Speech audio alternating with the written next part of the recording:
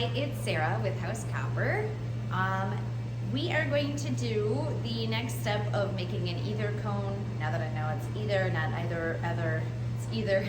On making the either cone of that pattern that I built in one of the earlier videos, and which I will link to down below so you can see how to build this pattern. I apologize in advance for the heater noise. It is -4 before wind chill today, so it's really cold outside, and I'm already, like, my fingers are already really cold, so I don't know how far I'll get today. I might have to do this in 2 segments. But first we're gonna start on making the actual pieces of the pattern. Since that last video, I have cut out these pieces onto the backs of a piece of scrap tin. So all the pieces are not only my pattern, but they are metal. You really don't want to just put paper onto your copper or tin that you're going to be using. It won't be sturdy enough, and you're going to mess up your scribing your pattern out on the metal. So Bob always said he glues his patterns on, and then you have them in posterity as well. So hang them in your shop and you're good to go forever. You can make dozens of them. So the first thing is we're going to do the big part of the either cone. As you can tell, and unless you buy it in total flat sheets, you're gonna buy copper in rolls, and there's a little bit of a curve to this.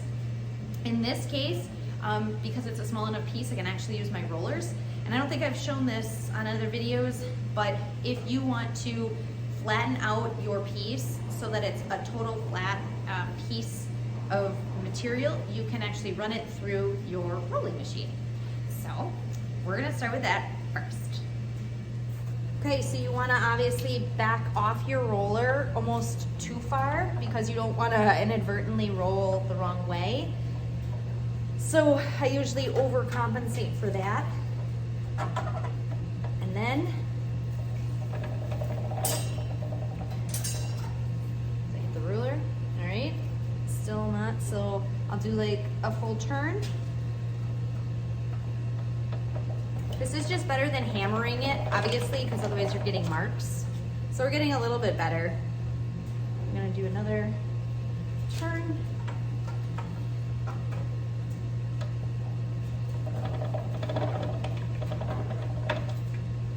Getting there.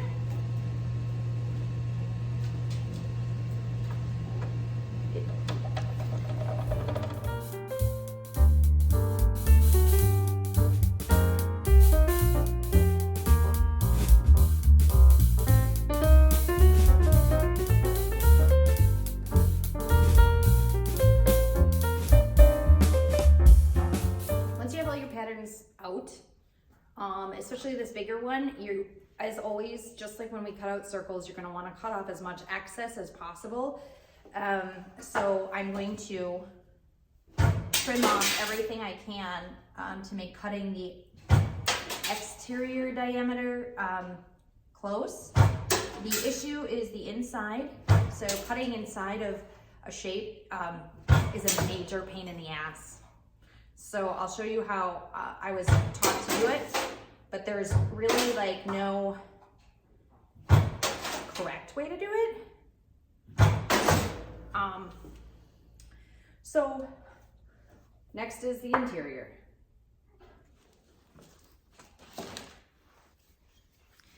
Okay, so first I'm gonna try and get the straight sides taken care of, and I'm gonna go all the way across to the interior diameter of the piece.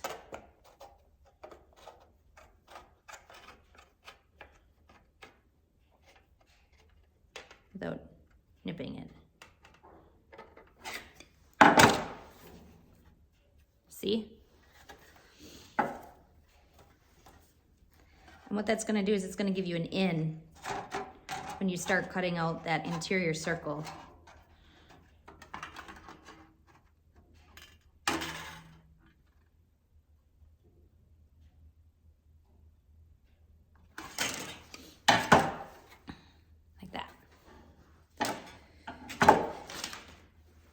Next, you're gonna take a snips that cuts on the angle, and you're gonna start kind of piecing out those little triangles you've created. If you can, keep going. Smaller diameters are harder. This is a relatively large inner diameter, but I'm surprised that piece didn't fall off. But what you're really trying to do is cut the least amount of metal. Apparently normally those pieces fall out and you're not moving a ton of metal, but we'll go with it today. So there you go.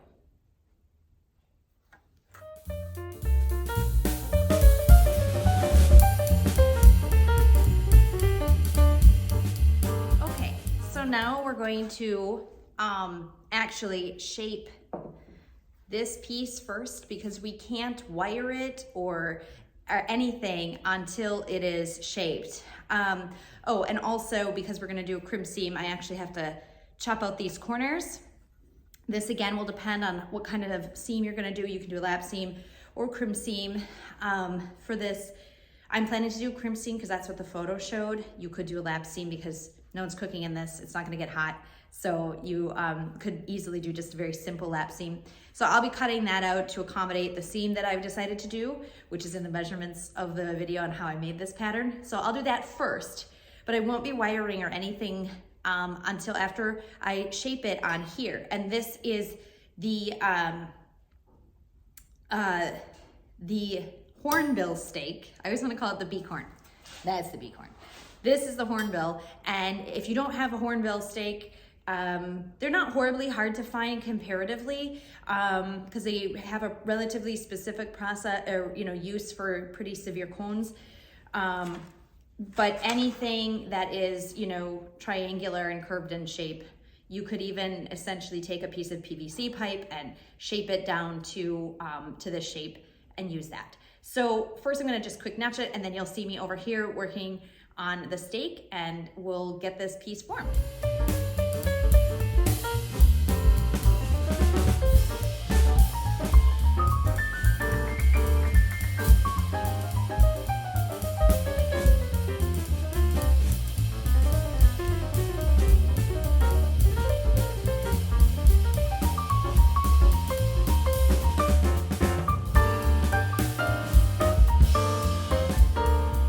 Now comes the tricky part. You already have to have your shape, and you really, you probably could bend it before you do this. I've just always been taught to do it with the shape already made. So, I mean, I'm just doing it the way I was taught, to each their own. But now I'm going to use the bar folder. You might end up misshaping your piece. Just a little bit, but that's okay. Maybe. Holy heck. I think I'm gonna have to do it this way. There we go. And oops, we're gonna go in 3/8. It's so weird because it's such an angle.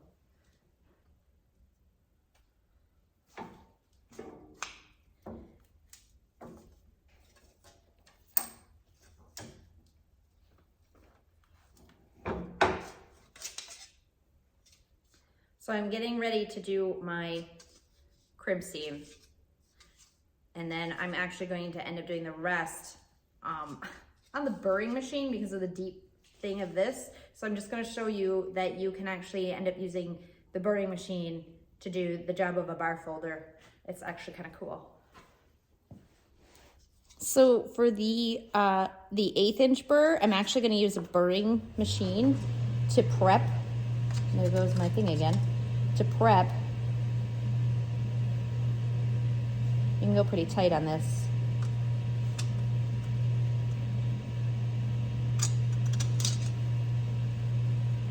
To prep the 90-degree angle I need.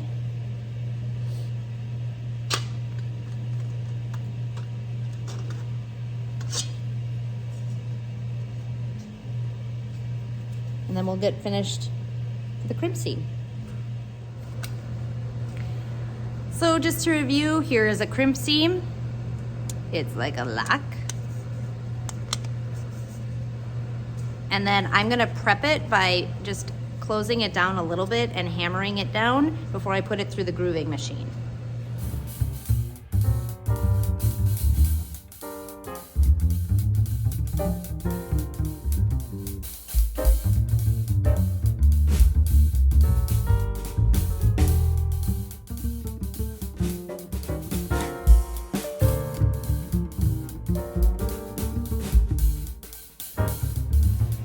Okay, so something else that I do is, if you can see where this part is and there, I smash it a little extra tight. Just gives you a little bit leeway when you're putting it through the next paces, which in this case is going to be wiring this large diameter base. But you know, I think it's fun. When I was making this, I was like, how is this actually like an ether cone? But if you think about it, it fits over your face.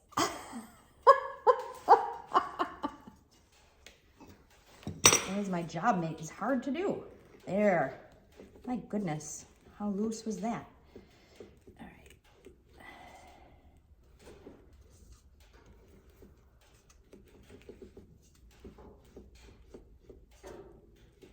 All right, now that I've made it once around, I'm gonna go another quarter turn. I mean, once you kind of have your groove, you're good, but you really still wanna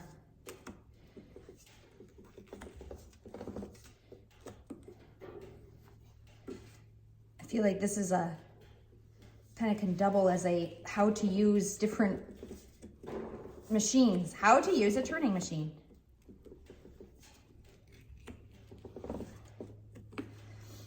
Now, something I wanted to point out, I did not go over the seam. Do you see how the seam actually sits above where that turn is? You really don't want to go over a crimp seam with a machine like this, because you're going to actually break your gears. You're going to put a lot of stress on them going over that many thicknesses. These are not meant to do thick gauges, which I say over and over again. So you really don't want to force the machine over anything other than a lap seam. Even so, a crimp seam is multiple layers. It's like 4 or 5 layers. Like, you just don't. So that's another reason I flatten it, just in case, you know, when I was pre-prepping this.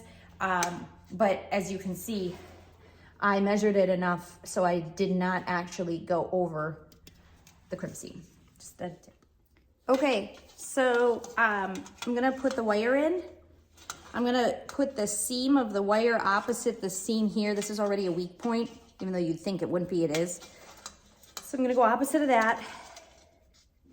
And I'm gonna start bringing the, this is so hard because it's such a deep thing. I'm gonna start bringing the wire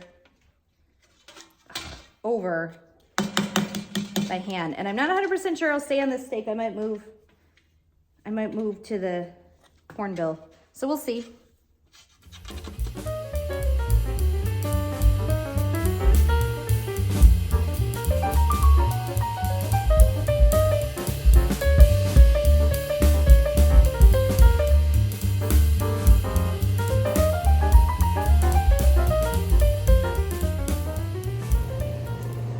All right, so now we have the other cone bottom, the one that goes over your face so you can't wake up. Anyway, so that's that. Now we actually have to figure out the top, which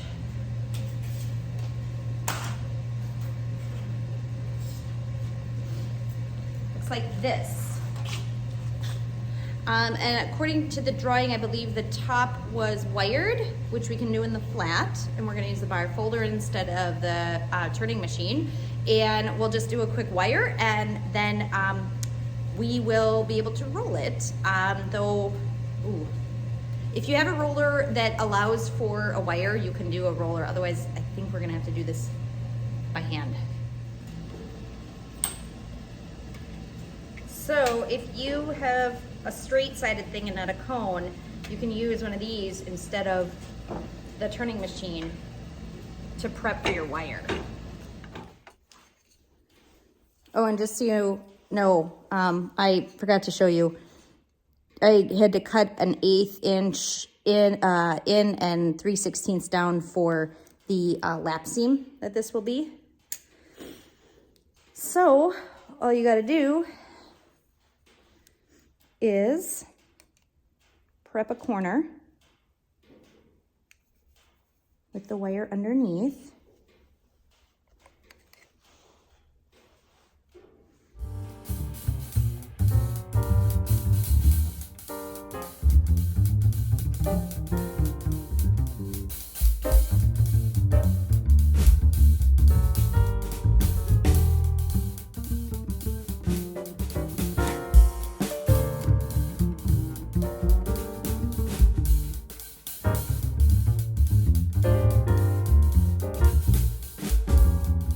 Okay, now we have to start forming this on the stovepipe stake.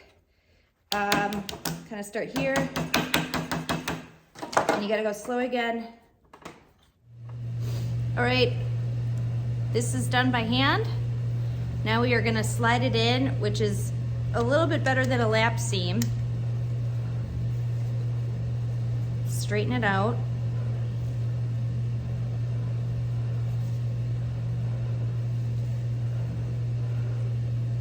And I'll line up this seam with this seam, obviously, so it will look like all one seam when it's done.